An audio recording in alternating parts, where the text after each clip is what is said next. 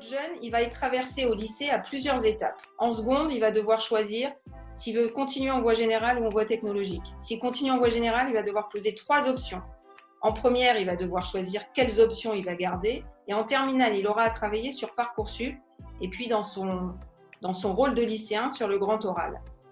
Donc le point de départ, c'est votre enfant. Qui est-il, cet enfant? Qu'est-ce qu'il a d'unique? Qu'est-ce qui fait qu'il est précieux? Qu'est-ce qui fait qu'il est merveilleux? Voilà. C'est important d'évoquer ce point-là, puisque c'est le point de départ. Et l'enfant, il va avoir besoin de parler de lui et de dire qui il est. Et il va devoir mener tout un travail de connaissance de soi. Des permissions en fait sur les métiers, s'interroger sur ce qu'on finalement on autorise ou on n'autorise pas, en lien aussi avec ce qu'on pense de la réussite. Demandez à vos enfants toujours plus d'agilité dans un monde qui change, avec l'idée de pouvoir déjà aiguiser son analyse critique par rapport aux fake news. On peut le voir aussi aujourd'hui avec tout ce qui se passe. Qu'est-ce que je prends ou pas comme information pour pouvoir faire face à la complexité des situations que je rencontre. Ce côté aussi créatif qu'on a tendance un peu à étouffer avec les études, mais c'est super important parce que ça va nous permettre dans le monde du travail d'inventer des solutions, de diriger des transformations et extrêmement important de pilier la coopération et la communication qui sont des capacités indispensables dans le monde du travail pour travailler en équipe en mode projet.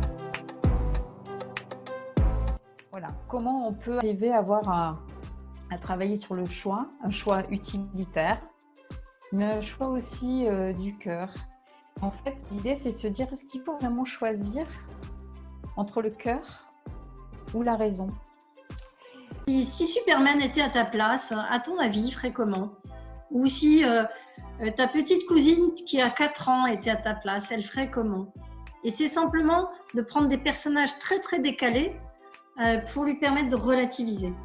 Alors, on a souhaité, pour évoquer le choix, vous faire une proposition de vous faire vivre une séquence de coaching en direct, là, sur 7 minutes. De vous faire revenir, ça a été fait sur la séance de lundi, de vous faire revenir sur votre choix d'orientation quand vous étiez adolescent. Et pour voir ce que vous en faites. Alors, est-ce que parmi vous, nous aurions un volontaire pour réaliser cette séquence de coaching de quelques minutes ensemble?